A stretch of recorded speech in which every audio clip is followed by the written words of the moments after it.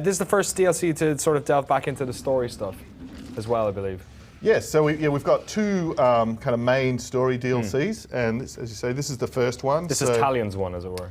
This is Talion, and this is actually happening in parallel with the main story as well. So it's after the kind of story leaves off with Torvin, and then reuniting with him to basically team up and take down this new threat, which are both these new creatures and these new elite war chiefs that Sauron sent out.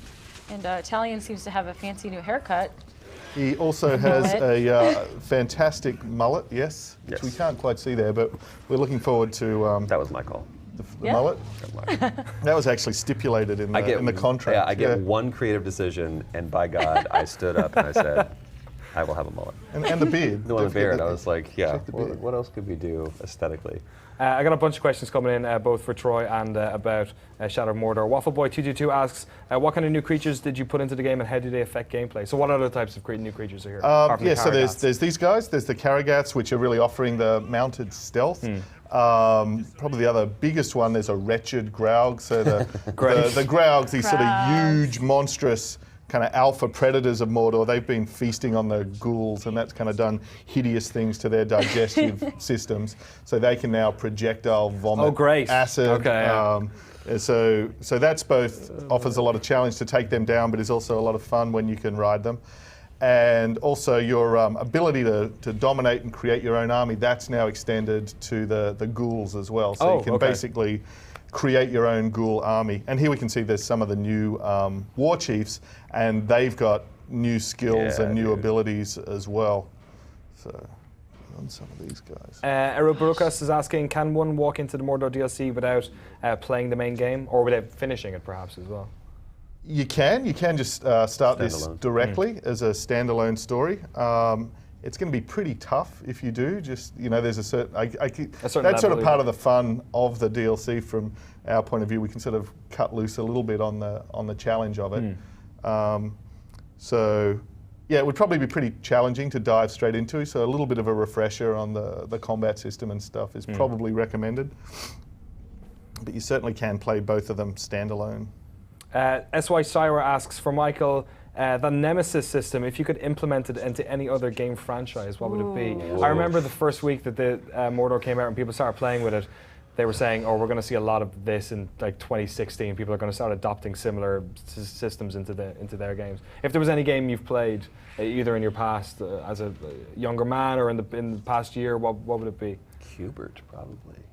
Just Cubert. Cubert? Yeah, every time you step on a snake, it came back and remembered you. Like, I'd love it in FIFA. So every time you played a game of soccer in the Premier League, like you tackle someone really badly, and then like half a season later, they just do you in as well.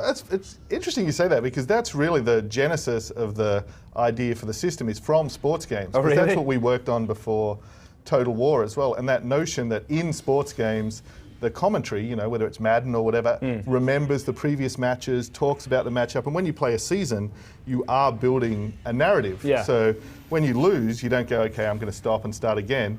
I'm going to try and win the next, and time always moves forward. So that notion of kind of systemic gameplay and memory and grudges and kind of every character being individual, having their own name, building up their history over time, sort of definitely has something in common with that.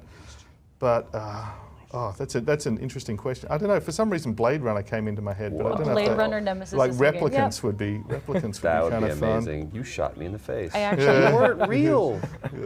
Darkbeat asks, Ratbag is one of the best characters in maybe a Game game. of Thrones. Is it kind of? Oh yeah. Harry Potter. That would be pretty awesome. Like if you were fighting through kill all Hermione. the other, just fighting through all the other students at Hogwarts and like the Nemesis system. That could work. Yeah. Maybe. First year. Murdering now he them goes one up by and is one. a fourth year.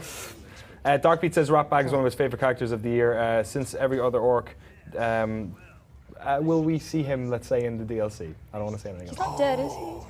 What? No, I'm not saying anything. I keep asking people to print some Ratbag Lives T-shirts, so... Ratbag dies, we riot. Ratbag. Yeah. Hashtag Can that go either way? Yeah, certainly. I mean, that's the power of that's great. To, that's great. Control of hopefully getting to keep working on this now is Ratbag's destiny is undecided at this point. What about a Ratbag skin, where you just play everything as Ratbag? We talked about that a lot as well. Really? I think it wouldn't. It obviously couldn't. I don't think it could really happen because he would obviously just have to fuck up everything he turned his mind to. But some sort of delusional dream that he was having. You know, you really could do a rat bag thing as a dream sequence. Would you like to do a rat bag DLC, perhaps? Would I like? Yeah, oh, yeah. Who wouldn't?